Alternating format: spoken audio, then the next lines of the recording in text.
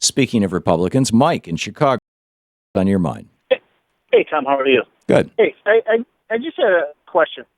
What Bruce Rauner is doing with the government union workers, I don't understand what's wrong with that. To make them, have a choice not to be in the union. I don't understand why we need to protect our government employees from the government.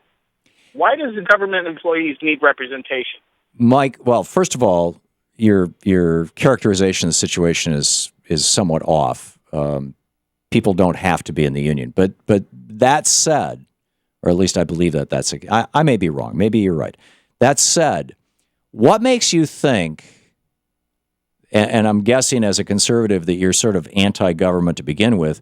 What makes you think that government bosses, in other words, supervisors in government positions, the people who supervise lots of people, are any more noble and concerned about the welfare of their workers than are the bosses in a corporation?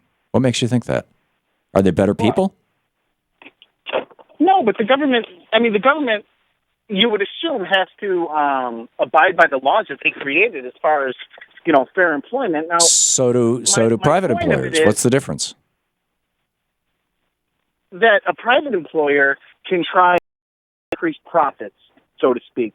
Is the government, the government works on budgets. It's not like they're supposed to be anyways, a for-profit, business. My question is, these people that he's saying, because they're not in the union, but they're making them pay into the union dues because they get the benefit from the union anyway. I don't understand why somebody who's not in the union should have to pay. Because and people are in the union because they don't have a choice. Because the law requires the union to represent them in any kind of disputes. One of the ways that unions get broken in the United States, and there's a very, very concerted effort to do this. This is a $2 or $3 billion a year industry, is particularly with smaller companies and smaller unions, is they will find somebody in that union who's a dedicated Fox News viewer and Rush Limbaugh listener, and that person will then sue their employer for something. Hey, they made me carry a box that was too heavy, or I was offended by the Playboy pinup in somebody's locker, or whatever. They'll just sue their employer.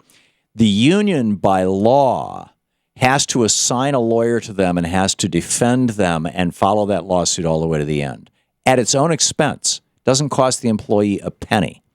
That's what these free rider dues are for, so that if you're going to be represented by the union, and you are, they're there. You can require, and in fact, very often they require the unions to do these things just to drain the unions dry, just to kill the unions off.